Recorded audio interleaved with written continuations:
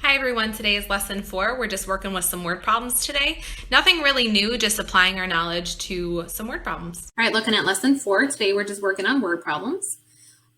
This one is going to be another difficult one to do on the Google Docs. So if you have the paper copy, great.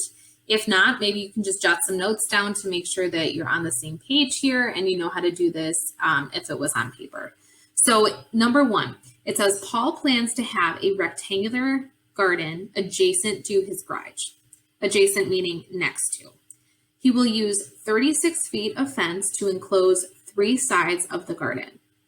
The area of the garden in square feet can be modeled by f of w equals w 36 minus 2w, where w is the width in feet.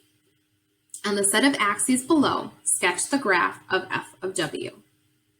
Now, if you are only working on the Google Doc, then I'm going to basically show you how to do it on the Google Doc, except you're not going to be able to type on it. So you just need to really pay attention and listen to what I'm saying. You definitely can do it with your calculator though. So to type this into our calculator, going to y equals, instead of w, we have to use x, parentheses, 36 minus 2w, or x. Now, let's just take a look at what the graph's going to look like. So if you press graph, you can see it might not show up nicely on your calculator.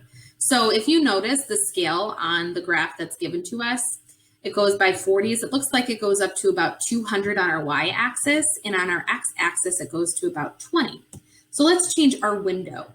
So press the window button on your calculator.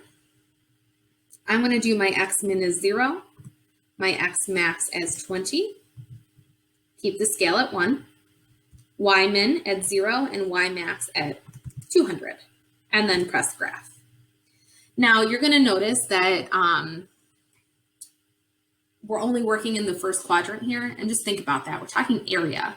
We cannot have a negative square footage. So that's why we are only incorporating the first quadrant in this problem. So your graph now you can press second graph to see the specific points, but hopefully you saw that quadratic there. So when we graph this, I'm just going to graph a few. We got 0, 0, 134. I'm just going to graph some easier. 264, 264-ish would be around there. 5, 130. 30 would be like, let's see, that would be 140, 130. And let's see. Looking at my graph, I can see like the rainbow, meaning where the numbers, like where our vertex is. You can see that from your graph on your calculator. And I see that that's at 10, nope, just kidding. It's at 9, 162. So I'm going to make sure I have that one in. So 9, 162. And then it starts going down. Okay, so I'm just going to sketch this in. It is not going to be perfect, especially since I'm doing this with the mouse. Oh, that went way far. Ooh, yikes. Okay, but you know what I mean. Hopefully you can see the graph and you know the specifics here. All right, bearing with me here. So it says, explain the meaning of the vertex in the context of the problem. So you should be able to find the vertex by, if you graphed it nicer than mine, and by looking at your table, seeing where that it starts to change from either increasing to decreasing or vice versa. And that's at 9, 162. However, it says explain the meaning of it. So remember, this 9 is my x-axis here, okay? The x in this problem is really the w. So w stands for width. So what that means is when the width is 9 feet. We scroll back up, you can see what other unit we're working with. We're working with area is 162 square feet. Okay, you have to explain it in the context of the problem. And then my axis of symmetry, going back to our other lesson, just looking at that x value, which is 9, it would be x equals 9. And that's it. Word problems can look intimidating, but they're really not that bad. All right, now again, I'm kind of on 2 pages here, so I'm going to enter this number 2 down to the next page. It says in 1990, American Randy Barnes set the world record for the shot put. So shot put is that track and field, the field portion of that. Hopefully you guys know what a shot put is because I'm not explaining it too well. But when you throw it, it creates that shape of a parabola. So his throw can be described by the equation y equals negative 16x squared plus 368x. Use the quadratic formula to find how far his throw was to the nearest foot. So if we're trying to find how far his throw was, let's think about that in a real world situation. So if I throw a shot put, you determine how far I threw it by looking at where it landed, right? So if I'm looking at where it landed, the height at that point is 0 because it's on the ground. Does that make sense? So if x is representing the time it's in the air, or then y is going to represent how far it's being thrown. Okay, so that means I'm finding the zeros. Okay, so y is the height, or the distance, I should say. And so we're really just finding zeros. That's all we are doing here. Okay, so now you can also put a plus 0 at the end if you want to see it as a trinomial. But now we have to figure out how to solve this. So again, we go through our methods. First method we could check is factoring. So let's see if we always start with GCF. Let's see if there's a GCF here. So I first look at this negative 16, okay? The negative 16, it'd be nice if that wasn't there. So let's see if we can divide out the negative 16. So I'm doing 368 divided by negative 16, and it comes out nice. So let's do that. 0. So I'm dividing out. So remember, divide. And I put that plus 0 there if anyone wants to use the quadratic formula. That would be your C value. But at this point, it really doesn't matter what method you use, but I always find factoring the easiest. So when we do GCF, we're dividing out that negative 16. You always want to take the negative with it, especially if it's in front. So we have negative 16. What else can we take out? We can also take out an x. That's going to go outside of our parentheses. So negative 16x squared divided by negative 16x is just x. And then 368x divided by negative 16 is negative 23. So I'm just going to make that a minus 23. Okay, so we t-chart. So we get negative 16x equals 0.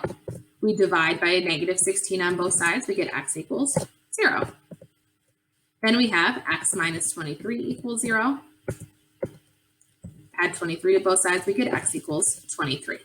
Now let's go back to the actual question to find out how far his throw was. Now, why does it say 0 feet? Let's think about that for a second. If it's saying x equals 0, that's the point where it's at the ground again. That's probably where she started. So if x equals 0 there, that means that it's on the ground before she starts to throw it. Okay. Now, realistically, it probably would be at the height that she's at because she's not throwing it from the ground. She's throwing it from probably like her shoulder. Okay. But the one that makes the most sense here is going to be the 23. Okay. So that means 23 feet is how far she threw the shot put. Okay. All right, and the last one says the equation y equals x squared minus 12x plus 45 models the number of books y sold in a bookstore X days after an award-winning author appeared at an autograph signing.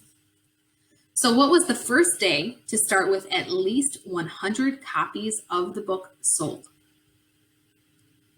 Okay, so remember y represents the number of books sold. X represents the number of days. So it says, what was the first day? So we're solving for X here. So that means I need some value to plug in for y. Now, I've always told you when we are solving quadratics, we plug in 0 for y. However, this one gives us a very specific number we're looking for. It says, what was the first day to start with at least 100 copies? So that means y here is equal to 100. Now, when we go to solve it, this is basically our setup, but when we solve it, we still need y to be equal to 0. So that means I need to subtract 100 over so that y is now equal to 0. So now it really is 0 equals x squared minus 12x, but I do have to do 45 minus 100. And I get negative 55. And now we're solving, either factoring, completing the square, or doing the quadratic formula. I want you to pause the video and do that on your own. All right, so I condensed my work down so you can all see it on one page. Okay, so we should have got this as a final answer, 6 plus or minus the square root of 91. Now, that doesn't really make logical sense when we are talking about book signings. And what was the first day to start with at least 100 copies sold? That just doesn't, let's make sense of it. So when we do 6 plus the square root of 91, we get this number, 15.5 approximately. When we do 16 minus, we get a negative number.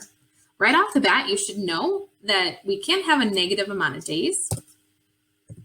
So the question asks, what was the first day to start with at least 100 copies of the book sold? So this is saying in about 15 and a half days is when we hit 100 copies sold. So it says, when was the first day that we start with 100 copies sold? We're going to have to round up and say at day 16. All right, that's all I have for you. Today was your last lesson, which is really just a practice. You have your evidence of learning tomorrow. Make sure you self-assess.